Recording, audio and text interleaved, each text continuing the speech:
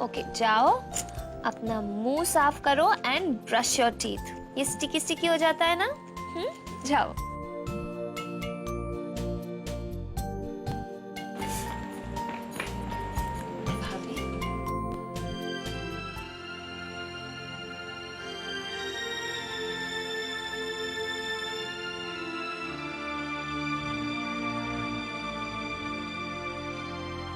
क्या बात है भाभी? मैं जानती हूँ अनुपमा कि इस घर में आने के बाद कई बातें तुम्हें परेशान करती होंगी। इस घर से जुड़े कई अधूरे सच तुम्हारे मन में सवाल पैदा करते होंगे। और आज मैं तुम्हें वो सब बातें बताने वाली हूँ। इस घर से जुड़े हर राज बताने वाली हूं मैं तुम्हें। उस दिन जब तुमने देवराज सिंघानिया के बारे में पूछा था, तुम्हारे उस सवाल ने मेरे 22 साल पुराने जख्मों को कुरेद दिया था। तुम सोच रही होगी कि दादाजी ने ऐसी वसीयत क्यों बनाई। उन्होंने ये सारी जायदाद हम में से किसी के नाम नहीं करके बल्कि उस लड़की के नाम कर दी जो बरसों बाद दक्ष की पत्नी बनकर इस घर में आने वाली थी। क्योंकि वो अच्छी तरह से ये भी जानते थे कि इस घर में कोई ऐसा शख्स भी है जिसके लिए दौलत सब कुछ है, रिश्ते और नाते कोई मायने नहीं रखते, और वो शख्स इस दौलत को पाने के लिए किसी भी हद तक जा सकता है। और अनुपमा, तुम जानती हो कि वो शख्स कौन है? वो और कोई नहीं बल्कि हमारी दादी है।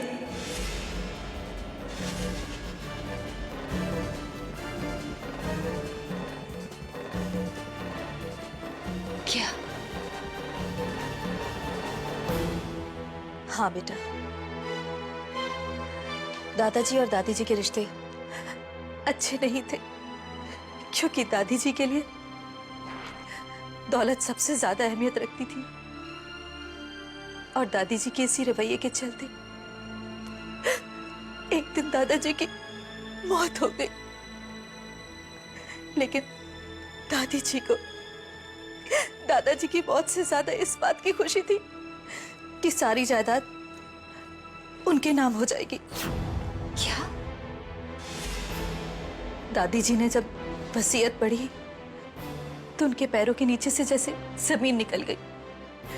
उनकी सारी उम्मीदों पर पानी पड़ गया, क्योंकि दादाजी ने सारी प्रॉपर्टी उस लड़की के नाम कर दी थी जो दक्ष की पत्नी बनकर इस घर में आने वाली थी। क्योंकि दादाजी को अंदाजा हो गया था कि दादी जी हमारे साथ भी वही सलूक करेंगी जो उन्होंने दादाजी के साथ किया था। क्या किया था दादी जी ने? दादाजी की मौत नहीं हुई थी अनुपमा। दौलत की लालच में आकर दादी जी ने दादाजी को अपने हाथ से मार दिया था।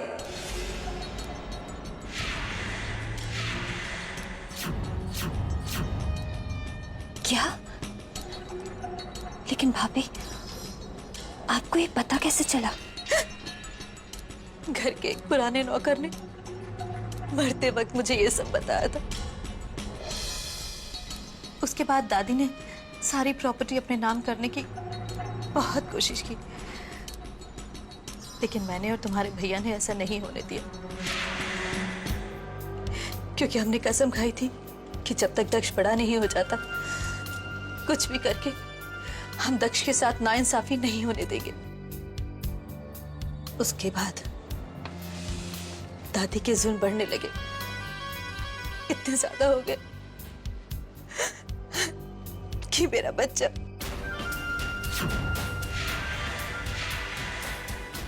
आपका बच्चा? हाँ रुब्बा, मैं पेट से थी और पहले बच्चे के आने की खुशी में तुम्हारे भैया और मेरे पैर जमीन पर नहीं पड़ रहे थे। लेकिन दादी जी, उन्होंने तो जैसे मुझसे हर खुशी छीनने की कसम से खा ली थी। मेरी उस हालत में दादी ने मुझे सीढ़ियों से ढकेल दिया और मेरा बच्चा इस दुनिया में आने से पहले ही मुझे छोड़कर चला गया। मेरा बच्चा मर गया अनुपमा।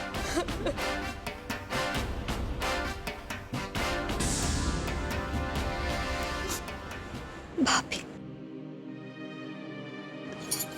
हाँ अनुपमा, उसके बाद मैंने कसम खाई कि मैं हमेशा दक्ष की ढाल बनकर खड़ी रहूंगी, और उस कसम को निभाने के लिए मैं फिर कभी मां नहीं बनी।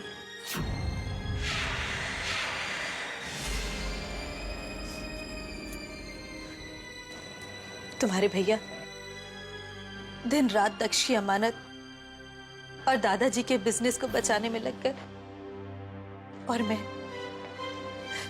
दक्ष को दादी जी की नफरत से बचाने में। लेकिन कहते हैं ना अनुपमा कि भगवान की लाठी में आवाज नहीं होती। दादी अपना मानसिक संतुलन खो बैठी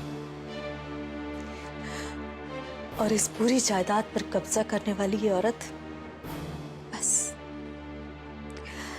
बस एक कमरे में कैद होकर रह गई।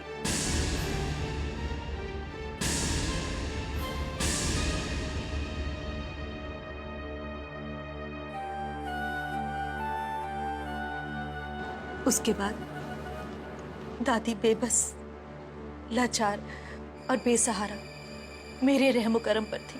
मैं चाहती तो उनके साथ कुछ भी कर सकती थी, अपने पर किए गए जुल्मों का बदला ले सकती थी, लेकिन मैंने ऐसा नहीं किया। मेरे संस्कारों ने मुझे रोक दिया। आखिर जो भी था वो हमारी दादी थी। सब कुछ भूलकर हम उनकी सेवा करते रहे, ये सोचकर कि शायद उन्हें कभी अपने किए का पछतावा होगा। एक दिन तो वो हमें अपनाएंगी, लेकिन आज तक वो दिन नहीं आया। आज भी उनके दिल में हमारे लिए नफरत वैसी की वैसी ही है। आज भी वो हमें अपना दुश्मन समझती है। भाभी, संभालिए अपने आप को। मैं ठीक हूँ बेटा। इसीलिए वो बार बार तुम्हें अपने पास बुलाती है, ताकि वो तुम्हें और दक्ष को हमारे खिलाफ भड़का सके। और मैं इसी कोशिश में लगी रहती हूँ कि तुम उनसे दूर रहो, क्योंकि ये बच्चे ही मेरी दौलत है, और अगर वो ही मुझसे अलग हो गए तो मेरी बरसों की तपस्या मिट्टी में मिल जाएगी। मैं बर्बाद हो जाऊंगी अनुपमा, मैं कंगाल हो जाऊंगी। ऐसा कभी नहीं होगा भाभी, ऐसा कभी नहीं होगा। मैं वादा करती हूँ, ऐसा कभी नहीं होगा। आप महान हैं भाभी, आप महान हैं। मैं आपको कभी गलत समझ ही नहीं सकती। इतना कुछ सहा है आपने। मैं तो जानती ही नहीं थी कि दादी के भोले और लाचार चेहरे के पीछे का सच इतना काला होगा। आज के बाद मैं उनका मुंह भी नहीं देखूंगी। नफरत करती हूं मैं उनसे, नफरत।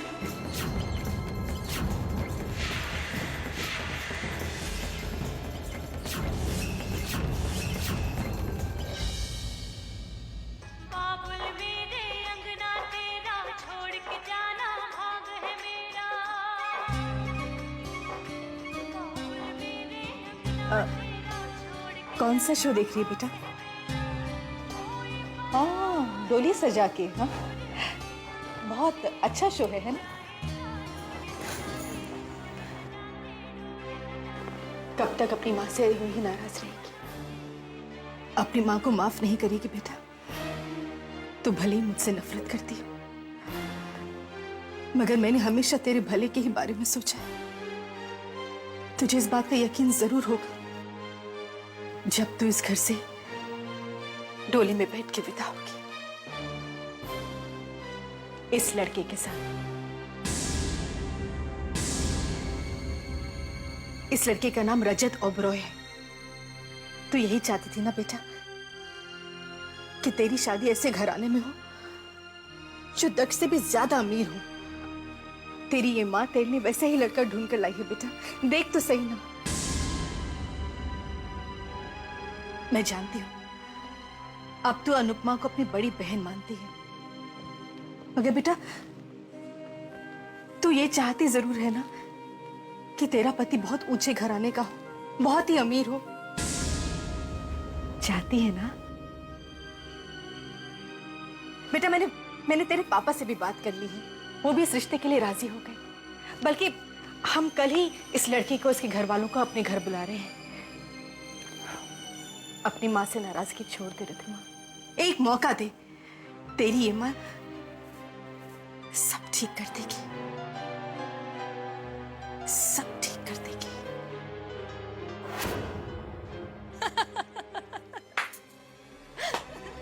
वाह मीरा वाह, भाई तुम्हारी एक्टिंग की ना दाद देनी पड़ेगी। वाह, सिर्फ दो आंसू में पहले तुमने दक्ष को फंसाया, अब 2 आंसू में तुमने अनुपमा को भी फंसा दिया। भाई वाह वाह। ये तो मेरी एक्टिंग का एक छोटा सा नमूना था। जब मैंने नारायणी जैसी समझदार और तजुर्बेकार औरत को दुनिया के सामने पागल करार कर दिया और 20 साल तक उसे एक कमरे में कैद करके रखा, तो अनुपमा क्या चीज है? वो तो मेरे सामने बच्ची है, बच्ची। ऐसा नाटक रचा, ऐसी कहानी सुनाई कि कुछ पल, बस कुछ पल में ही मैंने अनुपमा को अपने रंग में रंग लिया था। और अनुपमा के चेहरे पर बुढ़िया के लिए नफरत साफ दिखाई दे रही थी,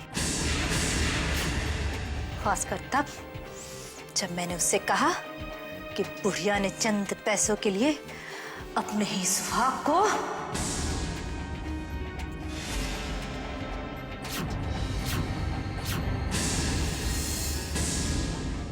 क्या बात कर रही हो मीरा? सच? हाँ, सिर्फ 2 सेकंड लगे मुझे उसकी हमदर्दी को नफरत में बदलने के लिए। देखो, अब तक सब कुछ हमारे प्लान के मुताबिक हो रहा है, जैसे हमने सोचा था बिल्कुल वैसे।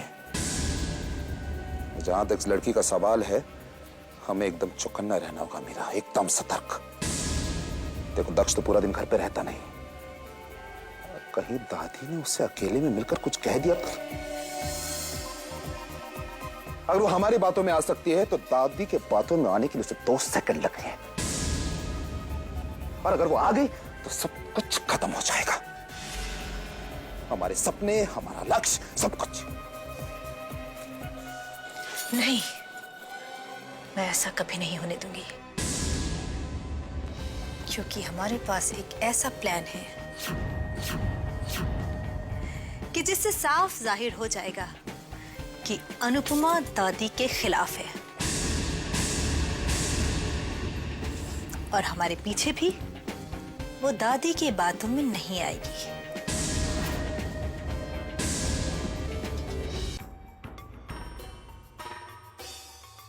दौलत के लालच में आकर दादी जी ने दादाजी को अपने हाथ से मार दिया था। क्या कोई वाकई दौलत के लिए इतना भी गिर सकता है कि अपने परिवार, अपने बच्चों की ही जान का दुश्मन बन जाए?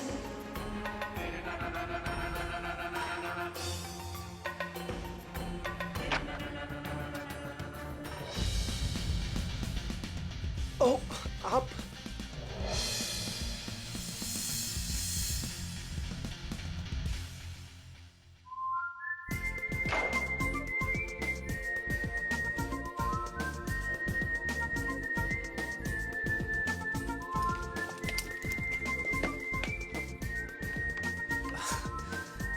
कोई बात नहीं, इसमें ये करने की क्या बात है, हो जाता है। आजकल तो हर जगह टीवीज में, फिल्म्स में हीरोज तो ऐसे ही फैशन है। शाहरुख के 6 पैक, सलमान के डोले शोले हैं, सभी दिखाते हैं, तो मैं थोड़ी ना कोई कम हूँ। एक्चुअली मुझे पता ही नहीं चला कि तुम कब। ओके, चलता हूँ मैं। Good night.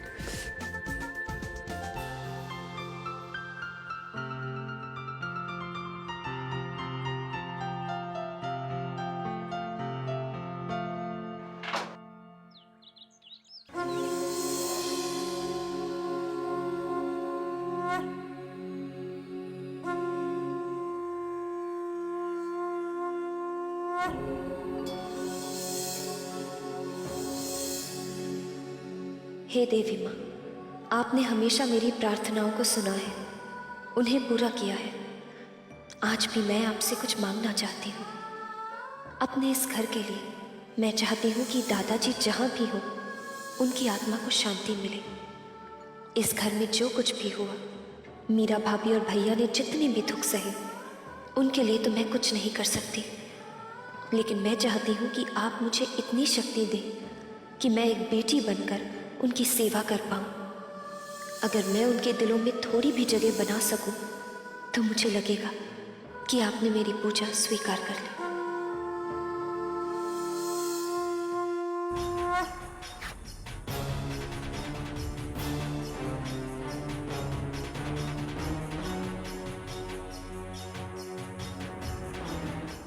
मैं जानती हूँ बुढ़िया कि तू अब भी अनु से मिलने और उसे सच्चाई बताने के सपने देख रही है,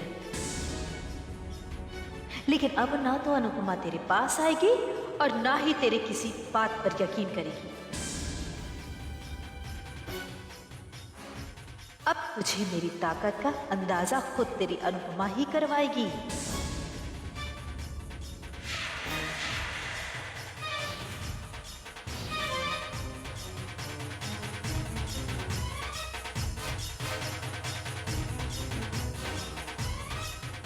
रामू, संजय, मदन। जी मैडम। जी मैडम।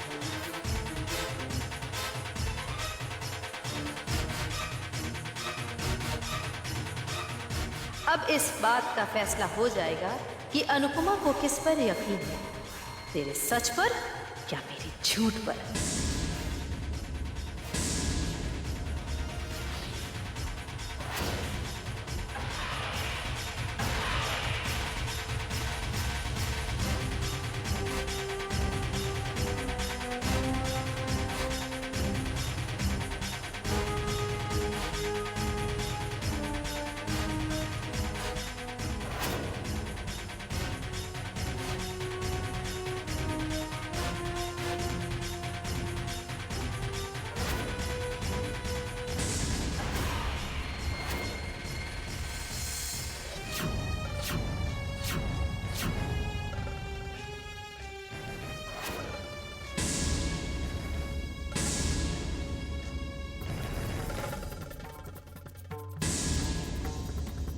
अनुपमा,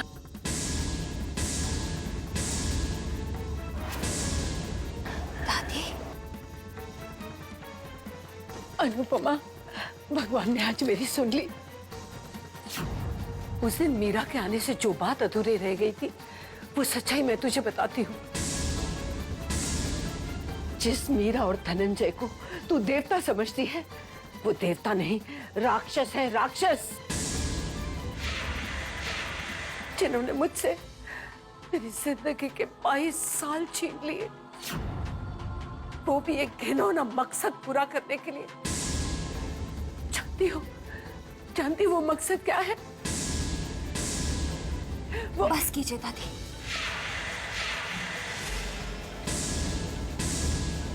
बस, अब और कुछ मत कहिए, क्योंकि मैं आपका हर सच और हर मकसद जान चुकी हूं। इस घर के हर चेहरे के पीछे छिपे सच को मैं देख चुकी हूं। आइंदा से आप मेरा रास्ता रोकने की कोशिश मत करना। और हाँ, धनंजय भैया और मीरा भाभी के बारे में मैं आपके मुंह से एक शब्द नहीं सुनना चाहती, क्योंकि अब मैं भी आपके पोते दक्ष की तरह आपसे नफरत करती हूँ।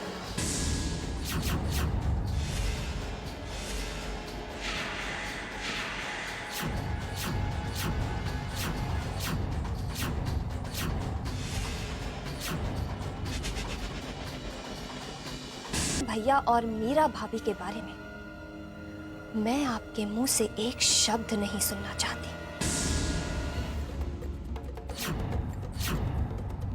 क्योंकि अब मैं भी आपके पोते दक्ष की तरह आपसे नफरत करती हूँ।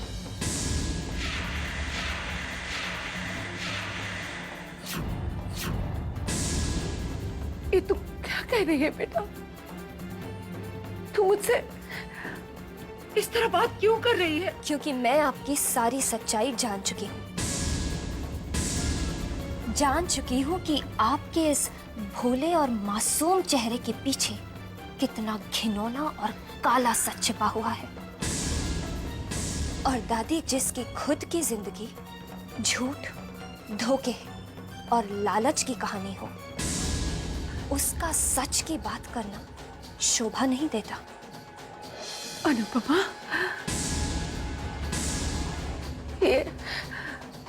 ये अनुपमा नहीं, ये मीरा बोल रही है। उसी ने तुझे मेरे खिलाफ भड़काया है। मीरा ने तुझे जो कुछ कहा वो सच्चाई नहीं है बेटा।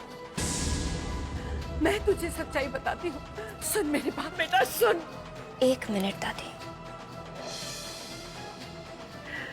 आपको कैसे पता कि मीरा भाभी ने मुझे क्या बताया है?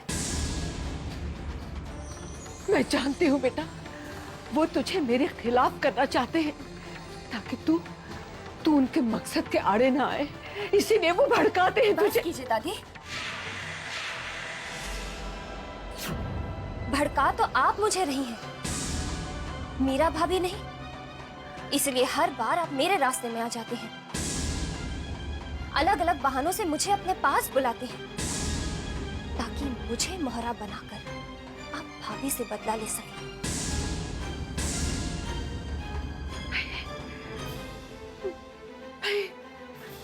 लेकिन एक बात याद रखिए दादी, आप चाहे कितनी भी कोशिश कर लें, कितने भी झूठ बोल लें, लेकिन मैं उन देवता समान भैया भाभी पर एक पल के लिए भी शक नहीं कर सकती। क्या? तेरे दिल में इतना जहर, इतनी नफरत भर दी उस मीरा ने मेरे खिलाफ? उस देवी ने आपके खिलाफ मुझसे एक शब्द भी नहीं कहा है। आप मेरी आंखों में जो नफरत देख रही हैं ना, उसकी वजह आप खुद हैं। क्या क्या नहीं किया आपने उनके साथ, उन पर जुल्म ढाए, उन्हें तकलीफें दी, यहाँ तक कि उनके खुद के बच्चे को इस दुनिया में आने से पहले ही उनसे दूर कर दिया।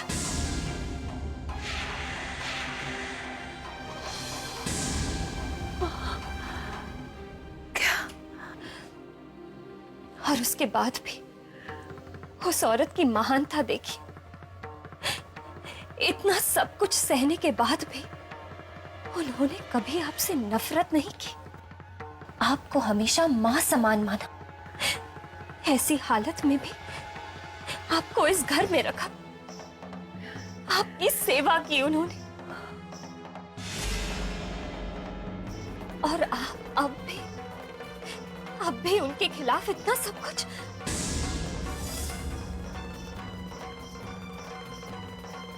कैसे दादी, कैसे हो सकता है कोई इंसान इतना खुदगर्ज, इतना पत्थर दिल? जरा सोचिए दादी, आसमान से जब दादाजी आपको देखते होंगे तो उनके दिल पर क्या गुजरती होगी, ये सच्चाई जानकर कि जिस औरत की मांग में उन्होंने खुद अपने हाथों से सिंदूर भरा, उसी ने खुद अपने ही हाथों से उन्हें मार डाला।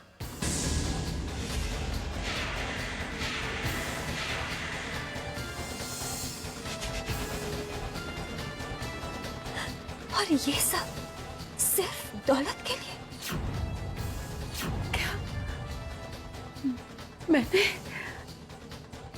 मैंने अपने पति को नहीं, इतना बड़ा इल्जाम। वाह दादी, वाह। सिर्फ सच्चाई सुनकर आपकी आंखों में आंसू आ गए। आपने कभी उन लोगों के बारे में सोचा है जिन्होंने ये सब सहा है?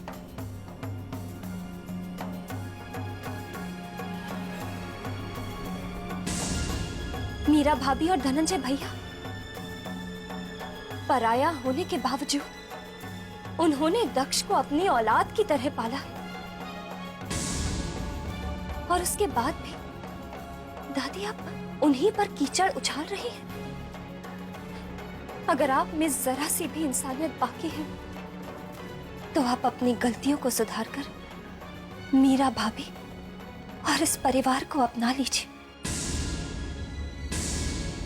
मैं जानती हूं दादी, भैया और भाभी का दिल इतना बड़ा है कि इतना सब कुछ होने के बाद भी वो आपको माफ जरूर कर देंगे। और अगर ऐसा आप नहीं कर सकती तो एक बात अपने दिल में बिठा लीजिए, आइंदा मेरे सामने उन देवता समान भैया भाभी के बारे में कुछ मत कहिएगा, वरना मैं नहीं जानती कि मैं क्या कर बैठूंगी।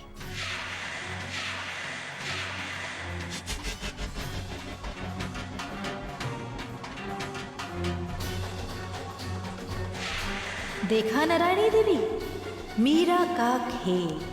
ना पत्ते हाथ में लिए ना दांव लगाया, लेकिन फिर भी सारी बाजी पलट कर रख दी।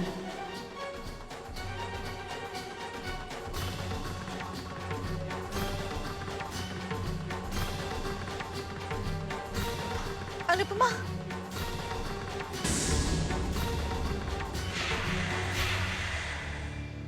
अनुपमा, तुम यहाँ क्या कर रही हो? और दादी, आप बाहर कैसे? तुम ठीक तो ना बेटा? चोट तो नहीं लगी? हाँ। भाभी मैं बिल्कुल ठीक हूँ। और दादी बाहर कैसे आई? तुमने नहीं निकाला बाहर? नहीं भाभी, दरवाजा खुला हुआ था। क्या? दरवाजा खुला हुआ था? किशन, संजय, मदन, जी मैडम। दादी के कमरे का दरवाजा कैसे खुला हुआ था? तुम लोगों को कितनी बार बोला है कि दादी के कमरे का दरवाजा का ख्याल रखा करो, और तुम लोग इतनी सी बात समझ में नहीं आती है? आज अगर अनुपमा को कुछ हो जाता तो मैं दक्ष को क्या जवाब देती? हाँ? सॉरी मैडम, इस बार हमें माफ कर दीजिए, आगे से ऐसी गलती नहीं होगी। माफ कर दीजिए इन्हें। ठीक है, लेकिन याद रखना दोबारा ऐसी गलती नहीं होनी चाहिए। ले जाओ दादी को अंदर। जी मैडम।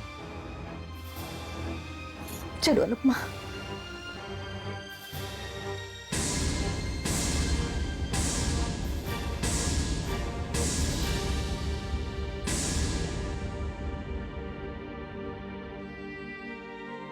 चलिए माँ जी।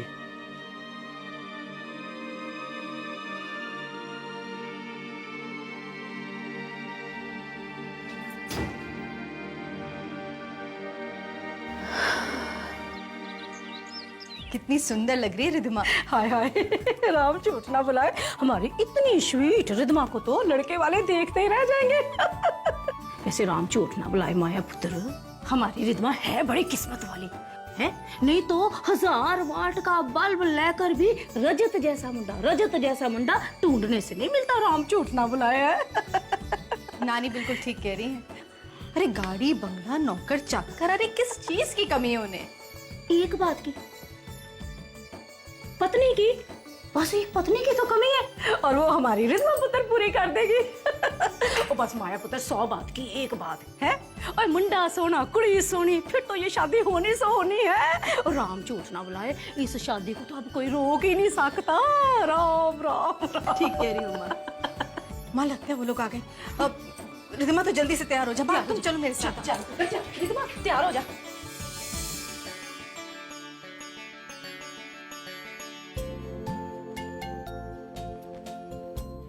अरे वाह, आपने कितनी सुंदर पेंटिंग बनाई है।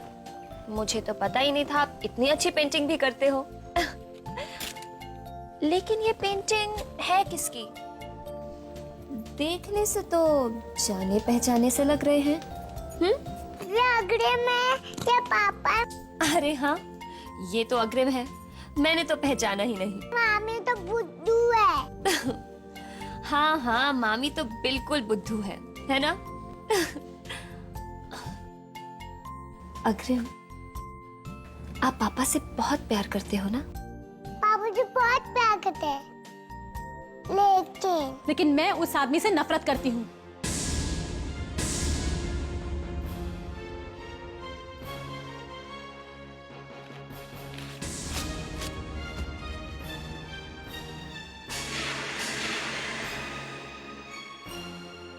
दीदी, ये आप?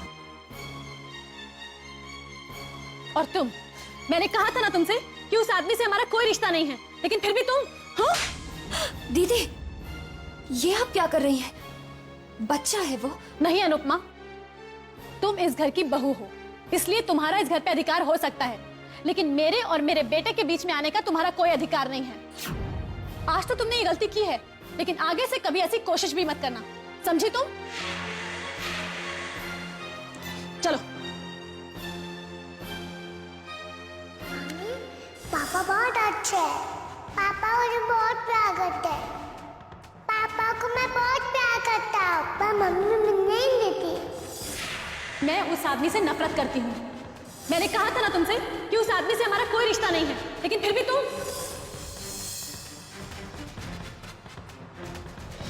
कब से आप लोगों का इंतजार कर रहे थे। आइए ना, आइए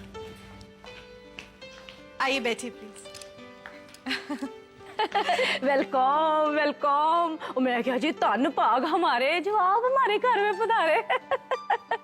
वैसे एक बात कहूँ मिस्टर कपूर साहब, हमें तो आपका रजत तो उसी दिन पसंद आ गया था जब आपके मुसेरी बहन की नंद ने आपके रजत की फोटो दिखाई थी हमें। मैंने तो माया पुत्र से कह दिया, भाई अब हमें अपने रिधमा पुत्र के लिए और कोई लड़का तलाशने की कोई जरूरत ही नहीं है। अरे हमारे रिधमा पुत्र तो लाखों में नहीं करोड़ों में से एक है। एक भी डिफेक्ट नहीं है उसमें। निकाल के दिखाओ डिफेक्ट, सीधी हिमालय पर्वत चली जाऊंगी ये सब छोड़ के। मैं राम झूठ ना बुलाए। माँ, रिधिमा की तारीफ कर रही हो या इन्हें डरा रही हो? ओहो सॉरी पुत्र सॉरी। वैसे सच कहूँ कपूर साहब, तो इसमें माँ की गलती नहीं है। हमारी रिधिमा है ही इतनी अच्छी। आपको पता है, माँ बाप अपने बच्चे को लाड़ करते हैं, दुलार करते हैं, मगर मैं अपनी बेटी की बहुत इज्जत करती हूँ। अब आप खुद ही सोचिए कपूर साहब, जब एक माँ अपनी बेटी की इज्जत करती है तो वो बेटी कितनी गुणवान होगी, है ना माँ? बहन जी, अब इतनी तारीफें सुनने के बाद अब तो आप रिधिमा को बुला ही लीजिए। जी जरूर। अरे आ गए रिधिमा।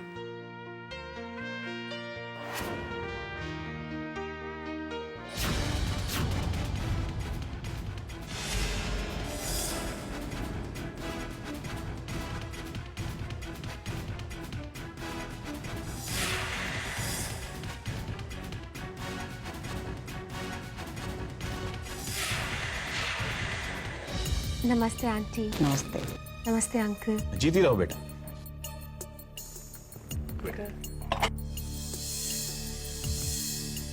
लीजिए आंटी। अंकल,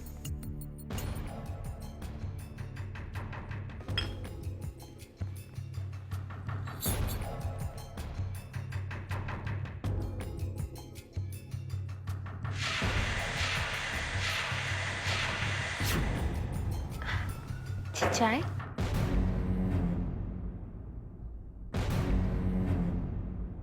मुझे याद आ गया कि मैंने पहले तुम्हें कहाँ देखा है। अरे भाई रजत, क्या तुम दोनों एक दूसरे को पहले से जानते हो? जी पापा, इसीलिए तो मैं कह सकता हूं, जितनी तारीफ आपने इनकी सुनी उससे कई गुना ज्यादा तारीफ के काबिल है मोहित वर्मा।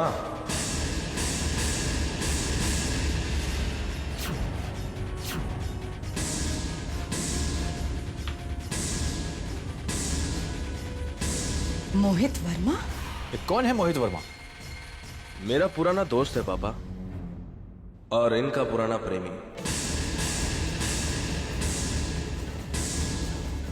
और सिर्फ पुराना प्रेमी ही नहीं, बल्कि शादीशुदा प्रेमी।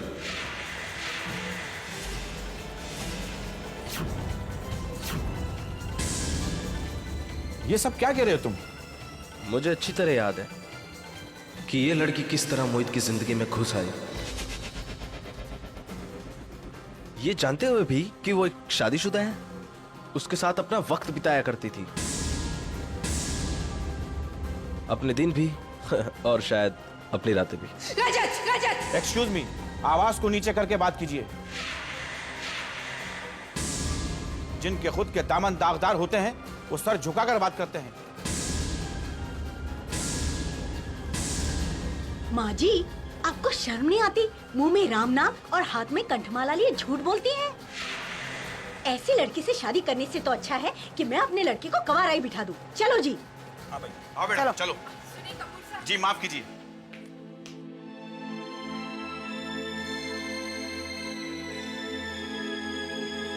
बेटा, हाथ मत लगाइए मुझे। ये सब आपकी वजह से हुआ है। मेरी कुछ नहीं सुनना मुझे। सही कहते हैं लोग कि माँ बाप के पापों का फल बच्चों को ही भुगतना पड़ता है, और आज मेरे साथ यही हो रहा है। ये सब आपके पाप है जो आज मेरे सामने आ रहे हैं। रिद्धमा, आज तक आपने अनुपमा दीदी पर जो जुल्म ढाए हैं ना, वो सब आज मुझ पर आ रहे हैं। लेकिन गलती मेरी ही है। एक और बार आप पर क्यों भरोसा किया? लेकिन अब नहीं। आज के बाद मेरा रास्ता और आपका रास्ता अलग है, और आप भूल कर भी मेरे रास्ते पर मत आइएगा।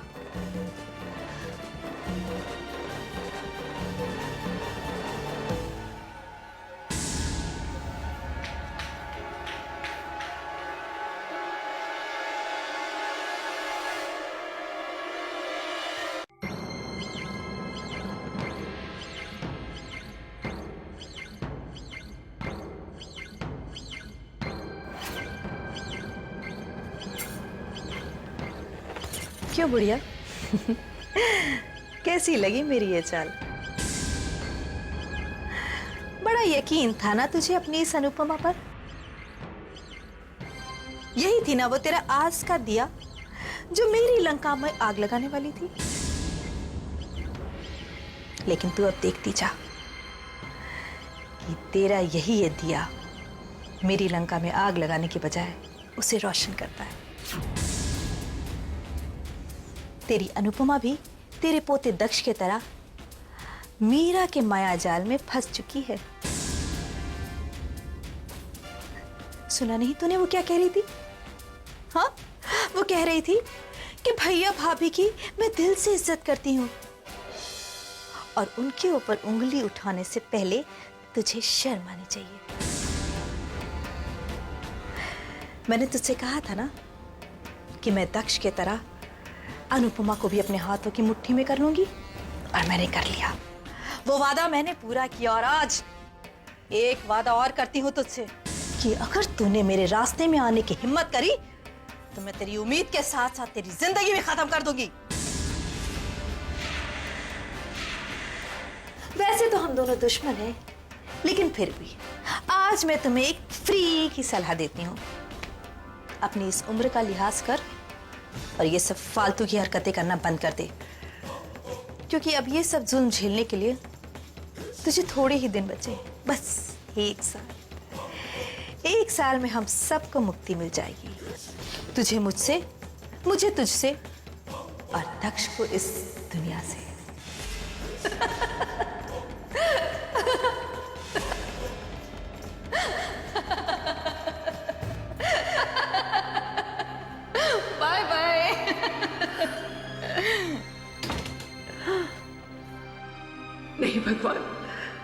तेरा न्याय नहीं हो सकता।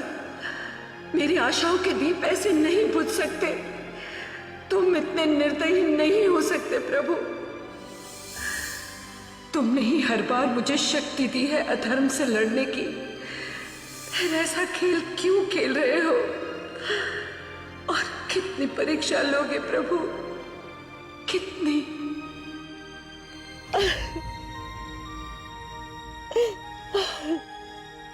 मैंने तुझसे कहा था ना क्योंकि अब मैं भी कि मैं आपके दक्ष के पोते